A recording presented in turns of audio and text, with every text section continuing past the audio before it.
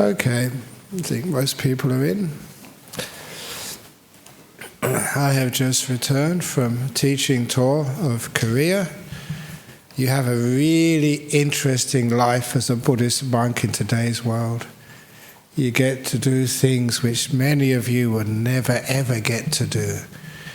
From having a state dinner with the Queen of England to going to see an autopsy in Charlie Gardner's.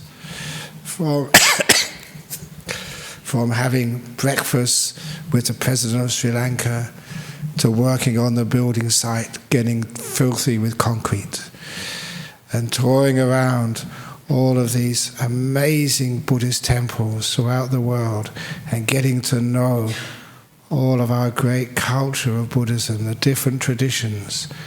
Because we are a well-known Buddhist society, especially our monasteries. So many monks and nuns from different countries visit us, and we visit them, and to understand the power of this teaching throughout the whole world. So when I was in Korea last week, not only teaching a meditation retreat, but also visiting the head monks, debating with them, and even having this debate last Wednesday with the most famous meditation teacher of the whole of Korea and the most famous meditation teacher of Nolamara. Well, Korea is a bit bigger than Nolamara, but still, it was good fun. But it was interesting to see sort of the different perspectives on the Dhamma. And that's one of the nice things about having an open discussion and having people, not just Ajahn Brahm every week, different monks, different nuns, even from different traditions, even sometimes during the Rains Retreat, different religions, sitting up here and giving a talk. And the reason is that when we do have that difference, it encourages us not to be lazy in the way we look at life. To be challenged is to see things from a slightly different perspective, and seeing things from different perspectives does add to our understanding of ourselves and of life. So it's very wonderful for me to be able to get access to the greatest masters in Korean Buddhism and to debate with them.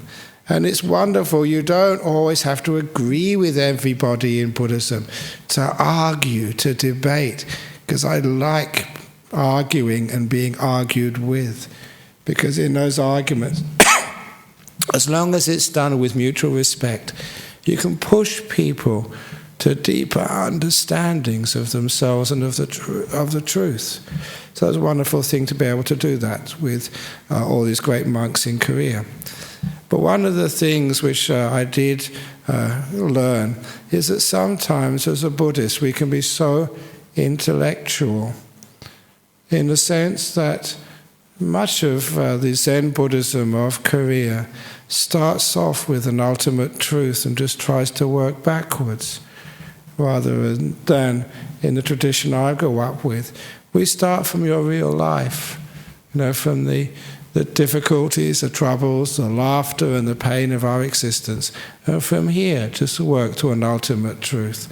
So you never actually see the monks here, at least not me, talking about what you take to be very, very deep Dharma. Sometimes even people say in my talks it's just pop Buddhism. In other words, a few jokes here, teaching people how to live a nice life, solving problems. But don't underestimate sort of those teachings. They also apply to the very deepest understandings of the nature of yourself and the world. Starting from your real life and basing on that, getting a deepest of understandings of the nature of reality, rather than trying to start from the nature of reality and work that back to your real life. For example, as you see or you hear, having come back from a cold, polluted country, it was snowing, lots of ice, minus 10 degrees. I left here, I think, on the Tuesday, and it was 40 degrees. And when I got to Korea, it was minus 10. As I think Dennis was saying, it's a 50-degree difference.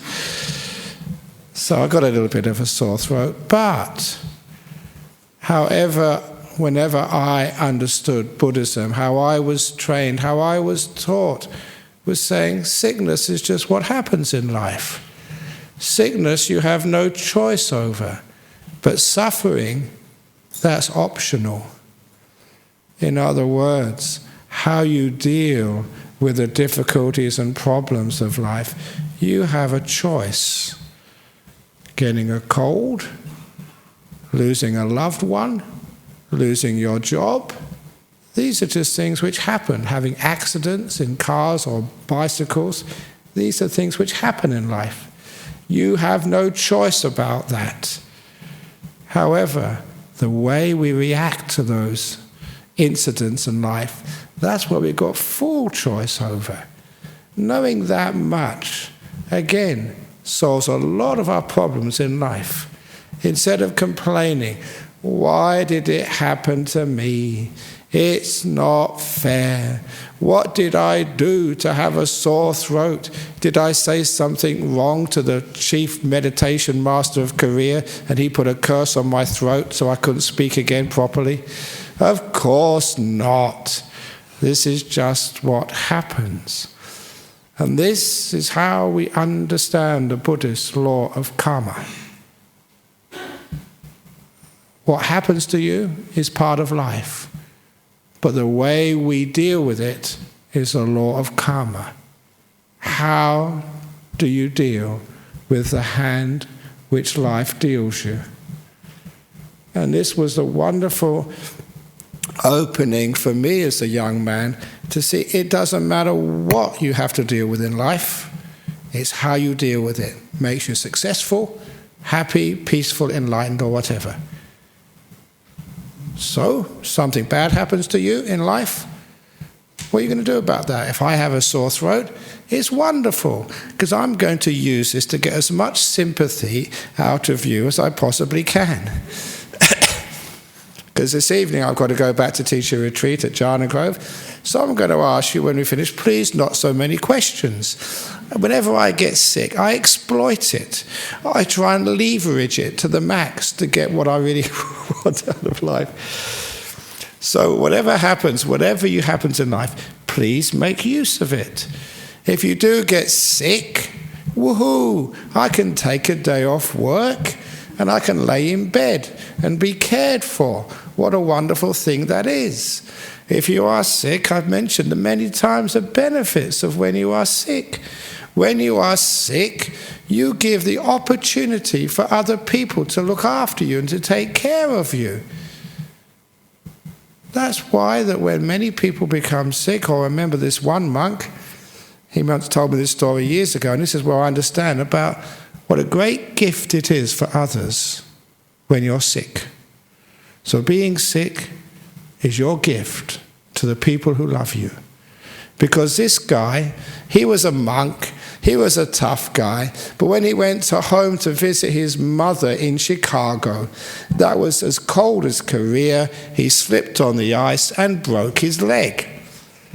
So he went into a hospital, and when his mother found out that her son had broken his leg and was in hospital, she went to the hospital as soon as she possibly could, and when she got into the ward and saw her son with a big cast on his leg, she smiled from ear to ear. She was so happy. "Mother," this monk said, "why are you so happy? I've just broken my leg. It hurts." "Yes, I know, son. But now I have you for at least a week or 2 weeks and you can't escape. I'm going to mother you." Don't mothers love looking after sons? The monks in England told me that when they first went over to England, a cold country, it was like an elderly woman's dream come true. These elderly women whose sons and daughters had grown up and now were independent and didn't need them anymore. Now they had these monks who were like surrogate sons and daughters. And so they spent hours and hours knitting them scarves and socks and hats to wear. And the monks showed me the cupboard. They opened the cupboard. It was a big cupboard, and all these hats and socks and scarves fell out, simply because people just love looking after people, especially soft, vulnerable people like monks who can't do anything for themselves. So there's sometimes it's a wonderful thing being sick, being dependent, which is one of the reasons why this is how I understand the way that Buddhist culture developed, especially for the monks and nuns. It was on purpose we became dependent on others.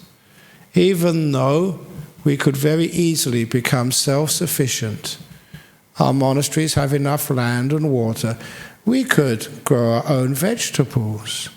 We could build a big wall all around our monasteries and say no one is allowed in.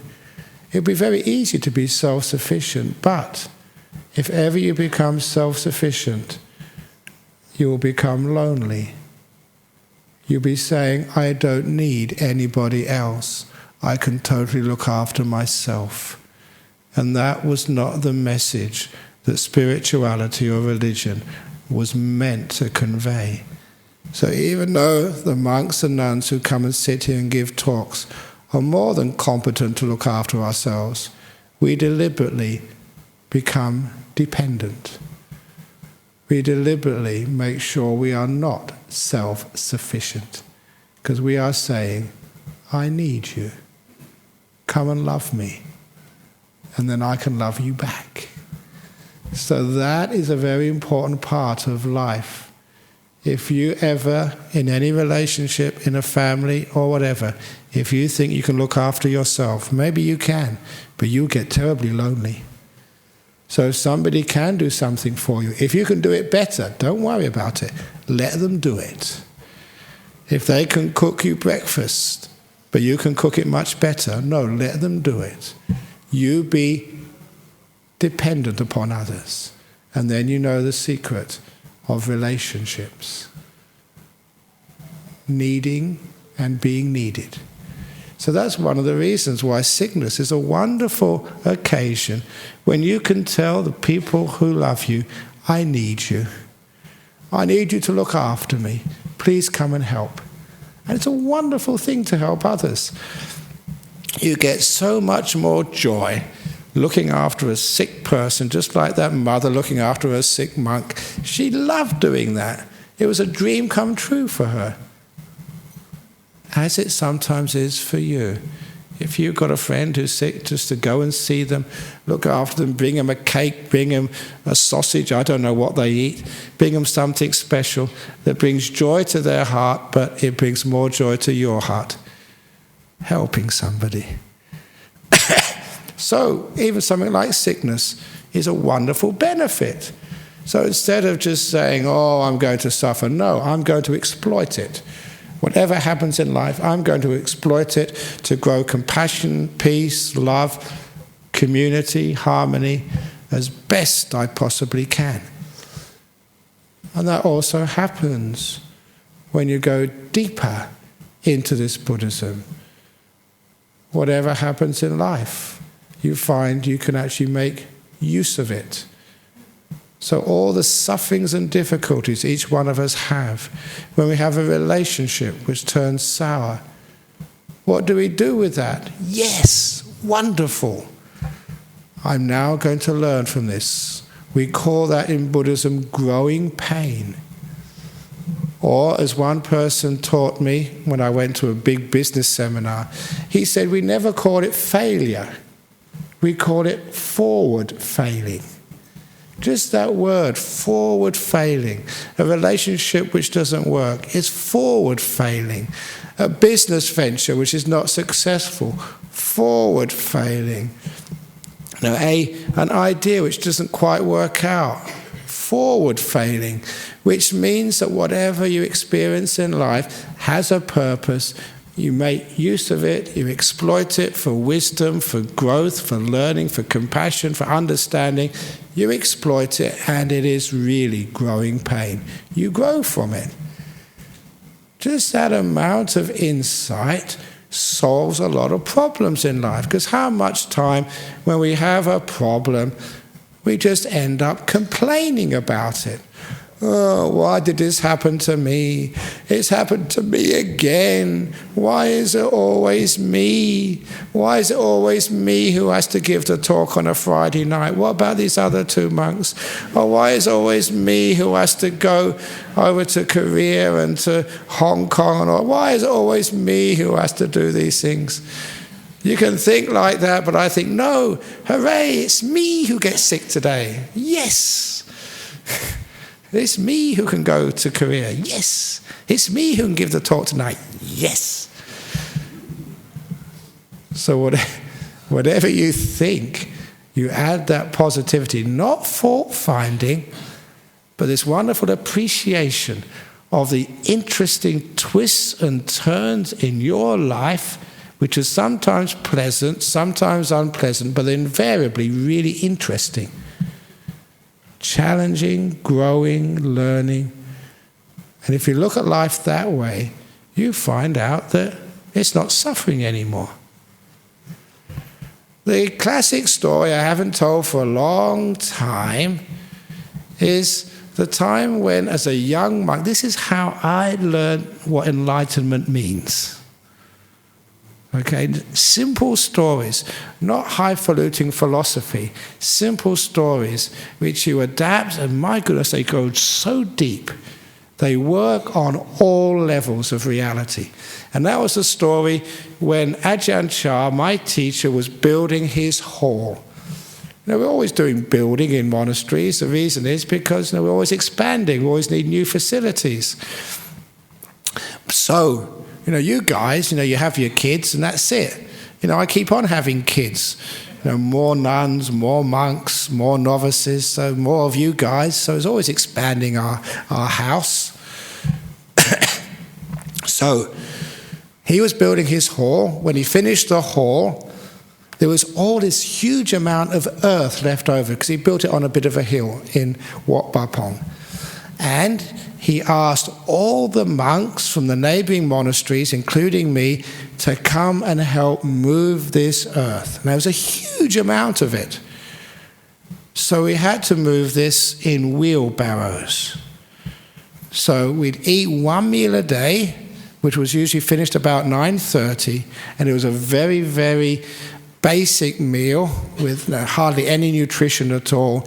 If you see photographs of me as a young monk, I was really thin, emaciated, if you can believe that.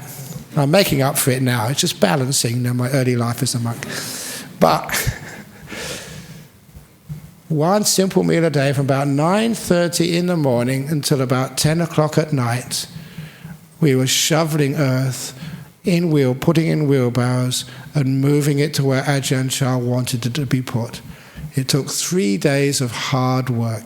And remember, this was in steamy jungles, always being bitten by mosquitoes and nothing to eat all day. So it's really, really hard work. But as a young Buddhist monk, I had a lot of faith and inspiration. You were willing to do that for your teacher. And there's a lot of camaraderie as well. Cracking jokes, with your fellow monks, having a good time. It was only 3 days. So when we'd finished after 3 days, I was looking forward to, a nice shower, getting back to my meditation the next couple of days. But what happened that night, just after we were finished, Ajahn Chah, my teacher, went to visit another monastery. And the following morning, the deputy abbot, the number 2 in charge, called a meeting of all us monks and said the earth was put in the wrong place. He had a point. It didn't look good where it was. So he asked us to move it.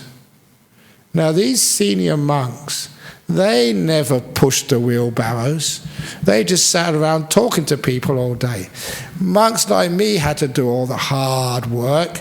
So another 3 days of pushing wheelbarrows, being eaten by mosquitoes, sweating, dirty, malnourished, really tired and exhausted. But my faith was so strong it lasted. And anyway, 6 days, that's not that long. Always remember this too will pass. So it was finished. So great, now I can go and have my shower, go and rest a bit, write a few letters, meditate, relax. But that night, Ajahn Chah came back. And the following morning, after our breakfast, he said, I told you to put the earth over there. You've moved it over another place. Move it back. And at that point, I lost my faith. These stupid monks, can't they decide amongst themselves whether they want this bloody earth? This is too much. I never became a monk to be a labourer like this. I had a good career at Cambridge University. They're treating me like some slave. I was really upset. Really angry. And as you didn't have any choice, pushing these stupid wheelbarrows, swearing under my breath, stupid monks, don't know what they're doing this for. Can't they decide amongst themselves? It's an easy thing to do, just decide. And that's when one of the monks saw that I was very upset. And that's when he came and taught me a lesson I would always be very grateful for. He told me very simply, pushing a wheelbarrow is easy. Thinking about it is the hard part. Sometimes they say little words like that and it hits you right in your center and you realize what a stupid person I was. I stopped thinking about it and I just pushed it and it was right. As soon as you stop thinking and complaining about pushing wheelbarrows, they were so easy to push. 3 days went by like a flash, happy, having fun with your fellow monks. And at the end of those 3 days, Ajahn Chah was satisfied. Thank you. But I learned that wonderful lesson. Whatever you do in life, thinking about it is the problem. Doing it is easy. Whatever it is in life. Having an operation, a mastectomy, people think, wow, what a terrible thing to lose your breast. Having some terrible interview, going to prison because you fall foul of the law. Well, that must be terrible. Thinking about it is the hard part. Doing it is easy. So be careful in life. Much of the suffering we have is because we think too much instead of just doing it. I hardly ever think when I give a talk or beforehand, just let it happen. Even debating with these senior monks on TV in Korea. It's on national TV, many of the stuff which I did. What actually was recorded, it wasn't broadcast live. But it's good fun doing that. I did do a live broadcast. I've done quite a few live broadcasts, but the one I remember was in Sri Lanka once. And they told me, said, well, you're going to give a talk 56 minutes. And said, if you finish too early, we'll be in big trouble because we've got nothing to broadcast live. If you go on too late, we're going to cut you off. And it was live TV, just me. And that was really great fun. So I had to give a talk 56 minutes exactly, and just to time it so it just finishes up nicely on the 56-minute mark. And how do you do things like that? Just do it, don't think about it. And it came out really well. And that's been my whole life. So even when you're meditating, don't ever think, oh, I can't meditate. Oh, I am hopeless. Oh, what am I doing this for? Look, shut up and just do it, for goodness sake. And meditation is really, really easy. Going to work on a Monday morning is easy. You just get in your car and you go. But think, I don't want to go to work today. Why do I have to do this? My boss is really terrible. My blah, blah, blah, blah, blah. That's the suffering in life. So I learnt early on that just going to work, pushing wheelbarrows, that just happens in life.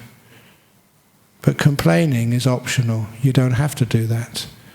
You can just allow it to happen, let it be peaceful, be still, and you have a wonderful time. And it's just not letting it be. If I could just be peaceful pushing those wheelbarrows, that would have just been boring.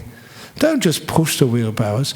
Push the wheelbarrows with fun. I remember we had races. Okay, see who gets to the end of the road first of all. So I had races with a wheelbarrow, even though we were really tired. Making it fun, making it a bit of a joke, making it play, again, adds that happiness to life. Which is why the other sort of story which comes to mind, which is similar, is I've told a lot of times the story of one of the members here, quite a few years ago now. I've been here 30 years, 9 years in Thailand, 30 years here. And of course, many people have grown up with me. And there are some kids, I blessed them when they got born, seen them when they were growing up, married them when they get married, blessed their children, seen them start their work. And this one guy, was such a guy, I'd known him all my life, I'm like a godfather to him, became a doctor. And the first year, working, I think, in Royal Perth as an intern, he came to see me one Saturday, I remember it was a Saturday, really upset. First patient had died. Now, you may think that, that always happens. Yes, but if that's your patient and you've been caring for them and that's the first one you've lost, that was devastating for him. Especially the situation, I think it was a young woman, and he had to tell her husband he had no more wife and that his children had no more mother. She died. One of the hardest things he could do. And when he came to see me, he wanted to resign and find another career. He felt such a failure. It hurt him so much. And that's when I taught him. I said, look, if you really think your job as a doctor is to cure people, you will fail many, many, many times in your career. You're asking from life what it can never give you. You will always fail if you think your job is to cure people. But if you change your attitude to make the main purpose of your career as a doctor to care for people, then you never need to be a failure. You may not be able to cure them and keep them alive, but you'll always be able to care for them. And that should be your main purpose, working in a hospital. He got it straight away. He's a very successful doctor now. He's lost many patients, as doctors do. But he's always cared for them. What a wonderful thing it is when a person is dying to know they're cared for. And it's beautiful.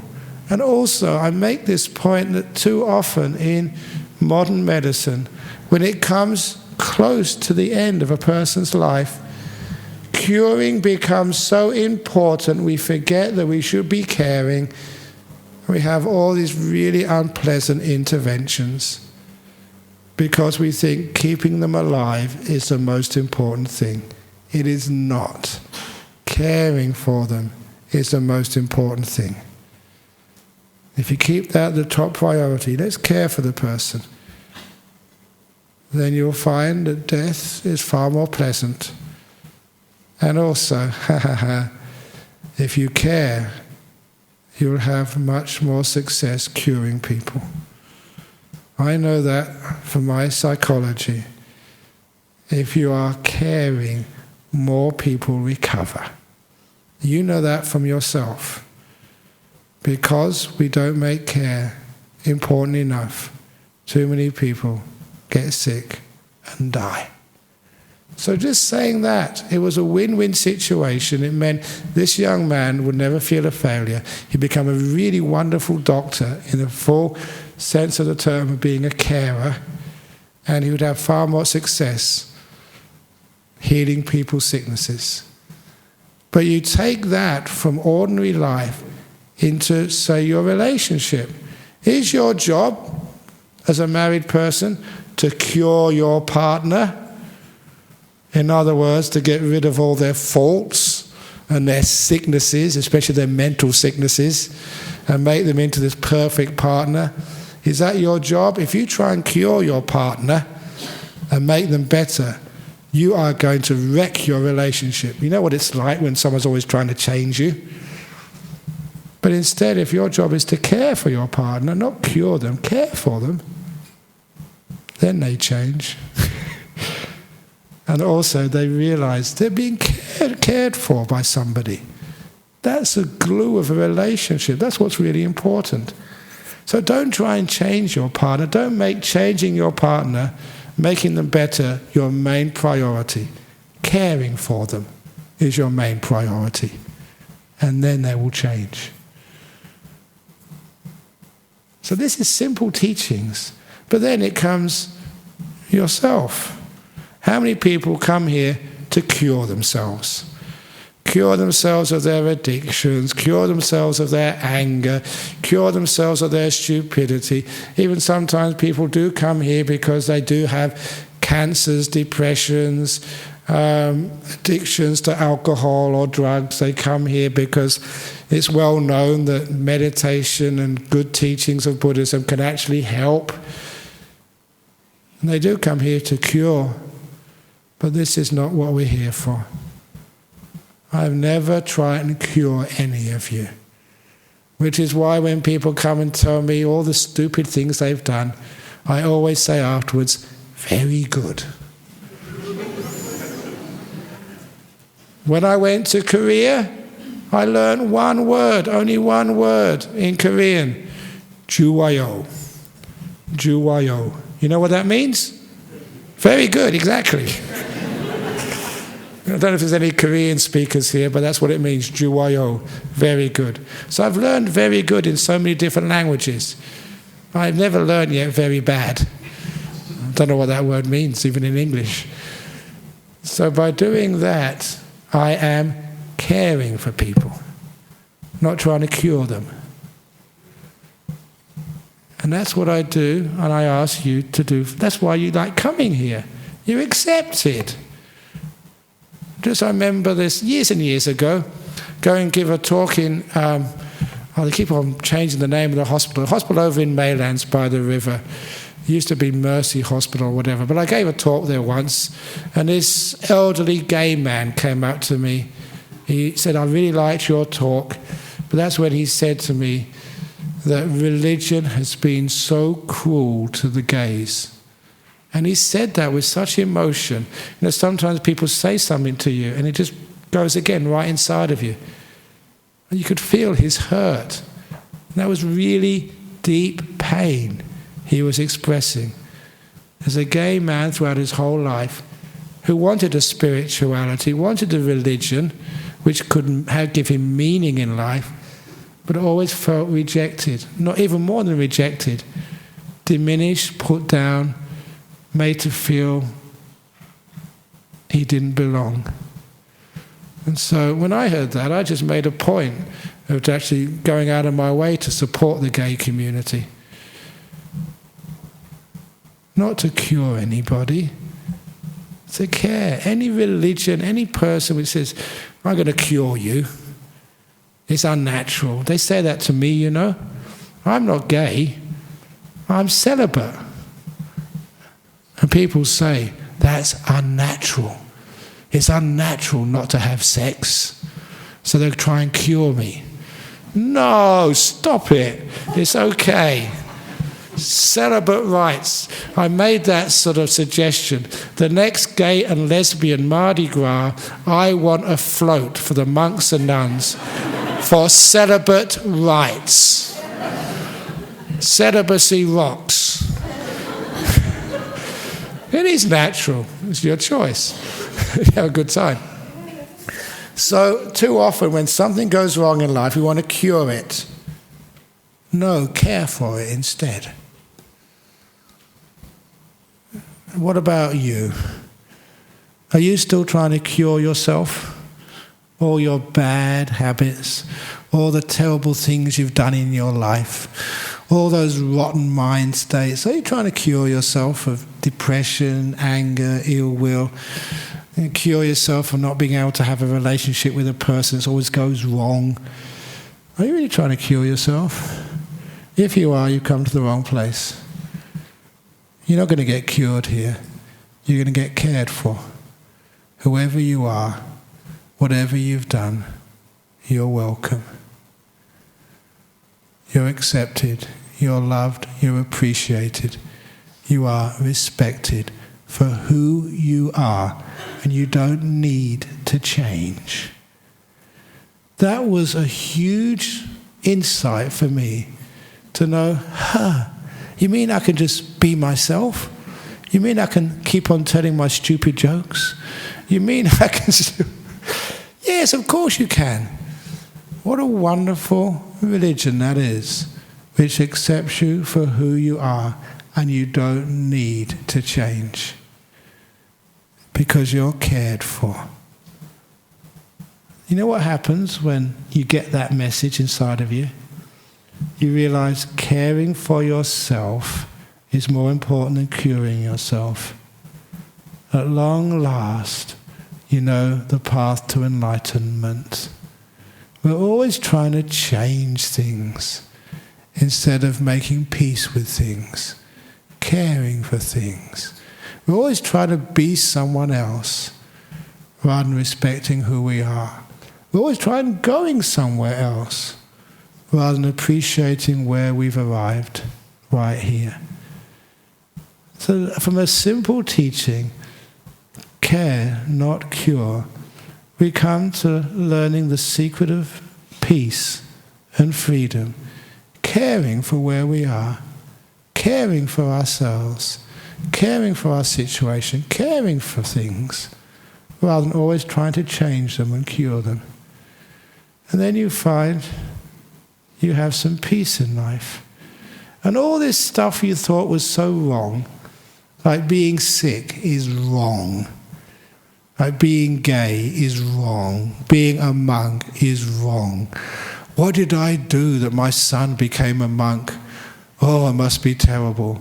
What did I do that my boyfriend... Actually, this actually happened because we had an ordination a couple of years ago over at Serpentine, and I think the girlfriend actually rang up the radio station and complained. He said, there was some sort of relationship show. He said, I don't know what I did wrong.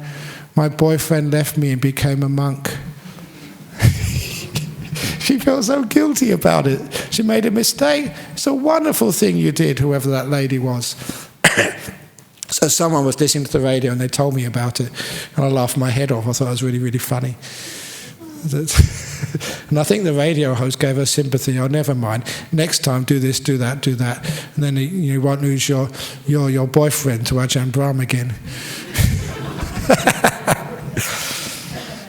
But no.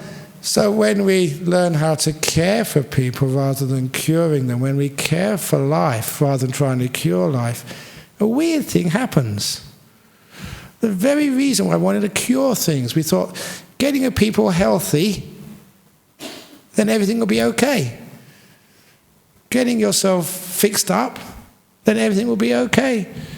Changing your partner, changing your job, changing this, changing that, then everything will be okay. Has it ever been okay when you keep changing things and changing things and changing things? You never reach satisfaction, peace. It's never okay until you change your attitude. You can't stop being sick, but your option is not to suffer, to appreciate the beauty of sickness, to appreciate the sweet and sour of failure, to appreciate the intensity of losing a partner. I've often said that losing my father when I was 16 was exactly the same feeling at the end of a concert. What a great performance. It was over, but my goodness, it was worth it. And it opened the mind for another concert. Relationships, love, they're not static. There's always another concert coming next week, another relationship, another part of life. Loved ones pass away, new ones come into your life, new kids get born. This is alive. This is sweet and sour. This is not something we want to change. It's something we want to care for. We care for life. Not just the nice part of life, which you think, yeah, we're just going to have it this way and get rid of all this other stuff. You can't. It's part of life. It's like trying to get rid of the flies in the forest during the summertime. Those flies are there for a purpose. They're part of the ecosystem. The weeds we try and get rid of, no, they're part of life. Sickness is part of life. Disappointment is an important part of life. If you got rid of disappointment, you never know what love is. You never know how to open the door of your heart to things which are unpleasant. That is the meaning of all of this. So we actually care for the whole of life. When anything happens, someone close to you dies, they think, my mother died, that's terrible. No. What a wonderful thing it is. My mother has lived. Because if she didn't die, she wouldn't have been able to live. The two go together. Wow, my mother lived. My father, my son lived, visited my life for so many years. Now they're dead. What a wonderful thing that is. Seeing the bigger picture, we can care for life. And we can see its meaning. We care for every moment, which means we reject nothing at all. And if you want to find the deepest of meditations, we care for things. If you can only care for this moment, you find this moment is more beautiful than you ever imagined. We're always running away to somewhere else. We miss the point. We miss the truth. Much of our life is spent on the run. When we slow down and stop, life becomes more beautiful. It reminds me of one of my meditation stories. Again, I do apologize for keeping repeating stories, but they fit in. And sometimes it's people who've never heard these stories before. It was a story of the monastery where we live, in Serpentine, on top of a hill, 2.2 kilometers from the Southwest Highway. 7 years I've been living in that monastery, always going up and down in a car. One day, it was a beautiful spring morning. I had time. I asked the person driving me, let me out of the bottom of the road. I am going to walk up that hill. When I walked up that hill, a hillside where I'd been living for 7 years, I could not recognize my surroundings. It looked totally different than anything I could remember, which was shocking to me. How come I was seeing things I never noticed before, and I've been living that place for 7 years? And it was so surprising, I stopped and stared. And as I stood still, the hillside changed again. I could see so many more details. Little rocks, lichen on the rocks, little plants, flowers, and it all looked so beautiful. I'd never seen that hillside so beautiful before. And it was one of those experiences which I used to understand the nature of stopping running and standing still and appreciating the beauty of what's here, right now. Because I soon worked out, if you're looking through the window of a speeding car, the light does not have sufficient time to form a proper image on the back of your eye, on the retina. Vision is a chemical reaction on the back of your eye. So the light falls on the back of the eye, a chemical reaction occurs before it's properly processed. Another image comes, dislodging the first, and another image, and another image. No image is fully formed, so you only see a fraction of what's there. Even the colours are not deep enough because they haven't had time yet. But if you get out of the car and walk, the image, the light, has more time to form, which means you literally see more and the colours are richer. But nothing ever beats standing perfectly still. And then the light has all the time in the world, all the time it needs to form the full image, so you can see what's always been out there. And the greens, the browns, the reds are deeper than you've ever imagined before, because they're fully formed. And from that simile I realized that much of life is like looking through the window of a speeding car, always going somewhere. And you think you understand what you're seeing. It's not fully formed, you're seeing only a fraction of life. When you slow down, when you stop, then your senses have all the time it needs. And what you see will surprise you. Far more detail, far more beauty than you ever imagined before. We stop running, we stand still. We have more than enough beauty, more than enough joy than we ever imagined. That's why, instead of running around, please learn how to be still.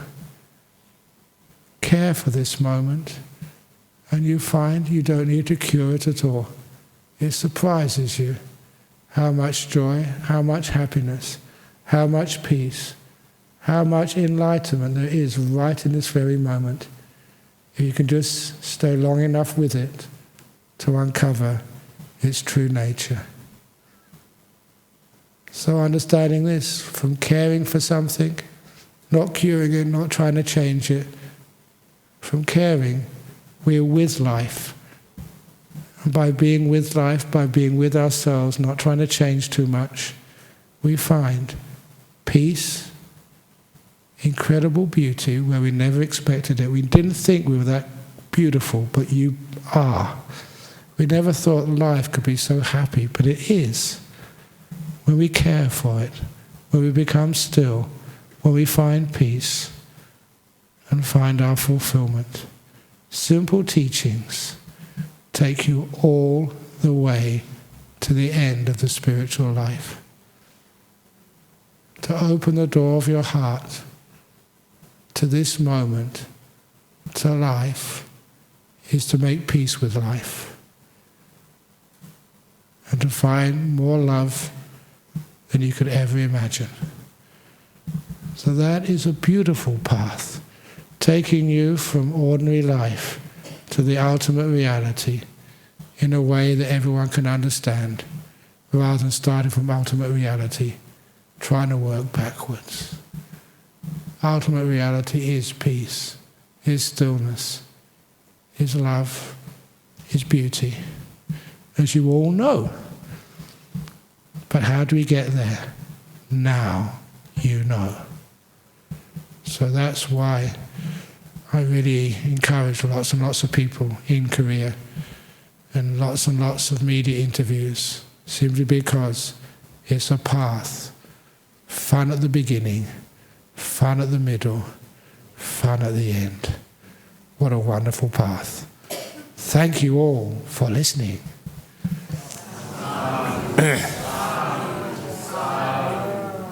Very good. Juwayo. Now apparently that someone has messed around with the computer, so there's no questions from overseas. We think it could have been the North Koreans. Out of revenge for going to Saturday. No, I'm only joking. So are there any questions from here today? because usually we have all these questions from people listening overseas. Hopefully it goes out to the overseas people as well, because there's many thousands of people listen to these talks overseas. Yes. When you were talking about the wheelbarrow and Yeah.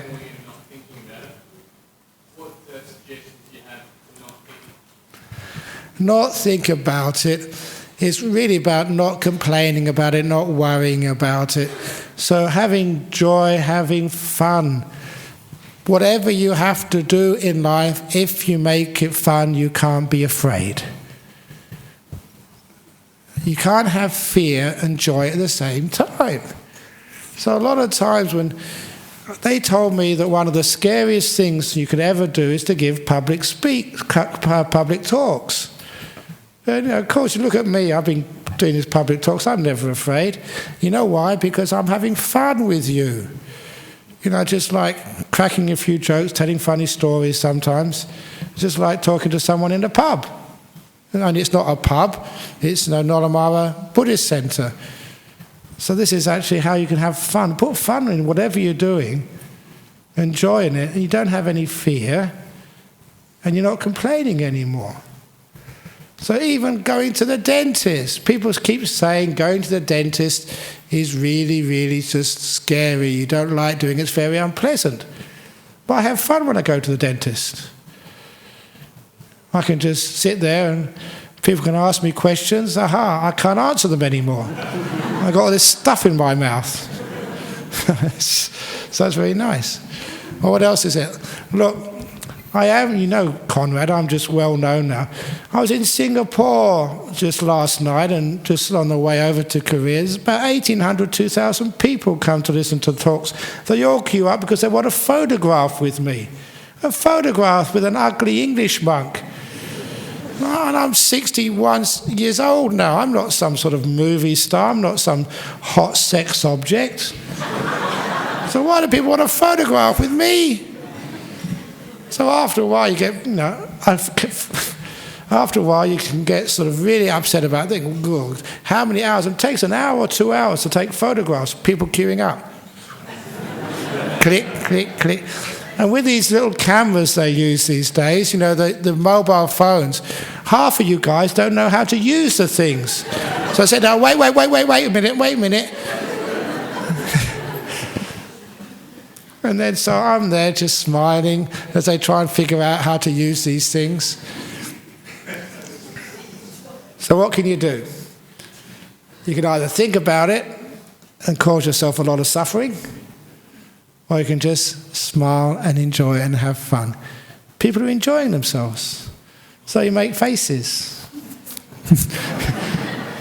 Put 2 fingers up or something behind a person's head or whatever, play around. When you play around, you find there's no suffering left. There's no fear.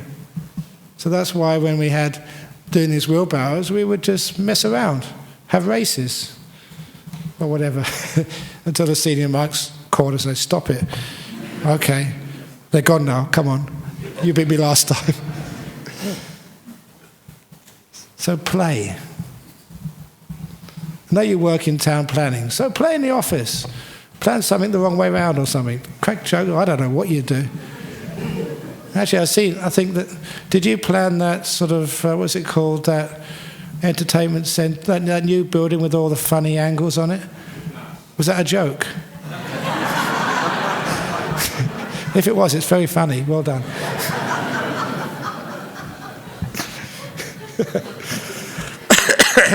Yes. Can I say something? Yeah, go on, Eddie. Yeah. Ajahn Brahm, can I say something from a lay person's point of view? Just now you spoke about, something from a monk's point of view. Really? You said about people who come here, okay? Yeah. From your point of view, you give out caring, instead of curing. Yeah. Because you can't say cures in it, because you can't say you cure people, so you can't, You can't, no. Yeah, from a lay person's point of view, okay, and through my observations, and through my coming to Friday night talk, I find coming to these talks, okay, is a form of taking medication. Taking medication? Yeah. It's a form of curing from a lay person's point of view. It helps so much. Yeah. Yeah, it does. I don't know how you feel here. Because you can't say it, isn't it? But that's from my lay person's point of view. Good. And over the years, it has like a peace of mind, and there's so much of problems averted, all right? Exactly. Yeah, and then I'm just sharing with you. Yeah. And through my observation, I think it's a form of curing. How much cure depends on the person, isn't it? Yeah. The thing is, the curing does happen, but that's not the main objective. It's to care. If you put caring as the main priority, the top priority, the cure happens. Even in hospital, I said, if caring is the most important thing you're doing, then the cure happens as a natural result. In other words, it's a much more effective way to cure, to make caring the most important thing. It's a much better way. People come here, they're cared for, they're accepted, they feel at peace with themselves, they don't have to change so much. Then they do change. You tell people to change and they won't. Tell people they don't have to, they do. It's not no reverse psychology, it's the nature of the mind. When a person's cared for, when they're nurtured, they grow. Grow in wisdom, grow in peace. And it means that it's not just you guys, it's all the people who have to put up with you. When you're kinder, it just rubs off on other people. When you're more caring, because you hear it here, then you're much more caring with the people you meet. Instead of always trying to change everybody. That really sucks when people are always trying to change you and tell you how to be different. They tell us something wrong with you. You've got schizophrenia. You're you're a bad person. You're a thief. And all the times which I've taught people like that, criminals, people with mental illness, trying to cure them does not work. You're saying there's something wrong with them. They lose their self-esteem. They feel bad about themselves. That's not the way for growth. You care for them. Okay, you be a schizophrenic. I'll always love you. What? It's okay, you're a thief. Yeah, you did it once or twice or 10 times. Doesn't matter. I'll always be your friend. Actually, we need someone for the fundraising committee. Maybe you might be able to...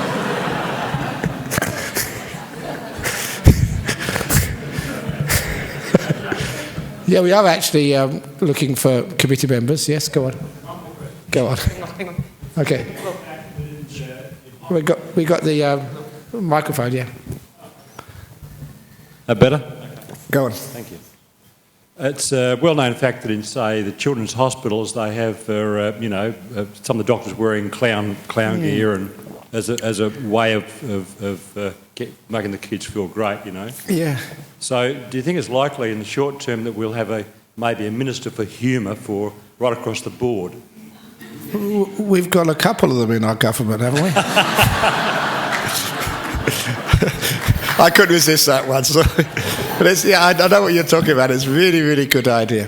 Well, I mean, just along the lines that when I caught up with a show with background with Graham Chapman and the gang, Monty Python. Yeah. And, because I think medically, I hope someone can correct me if I'm wrong, that when we laugh, we set off endorphins, which are actually good for us. Absolutely, yes. Okay, thank you. Not only endorphins, that is a secret of my good health. I said this before, but if you laugh, not only do endorphins get released into your bloodstream, which is nature's painkillers, and increases your immune system's response, but also when you laugh, your arteries and other blood vessels expand, which means if you're overweight, well, I'm only a little bit overweight, you need to laugh a lot. Because if you laugh a lot like I do, you've got such big, wide blood vessels that all the gut can go through, and you never get heart attacks or strokes. But if you're overweight and miserable, then you're in big trouble, you're going to die. So anyone overweight here, laugh a lot, expanding your blood vessels so you never get clogged. So you've got two ways of dealing with it. Just eat good food, which is boring. Or laugh a lot, and then you can eat whatever you like, and you've got plenty of space to go through. I'm going to get into trouble for that. Probably get sued by someone having a heart attack on the way back home after visiting McDonald's. But it's true that laughter, that happiness, it does cure people. So care for yourselves, care for others, care for life. The pain in life, disappointments, you can't control those. You can control your reaction. You can always laugh. You can always have fun, no matter what's happening. People told me, even in Auschwitz, in some of these places, that people who are about to face the gas chamber, they did tell jokes together. And somebody actually told me, there was in Oklahoma, I remember now, the last person who faced the electric chair in Oklahoma, he was interviewed the day before by the newspaper, and his name happened to be Mr. French, and he told the newspaper to put the headlines the next day, French fries. That's a true story. I didn't make that up. The guy said that.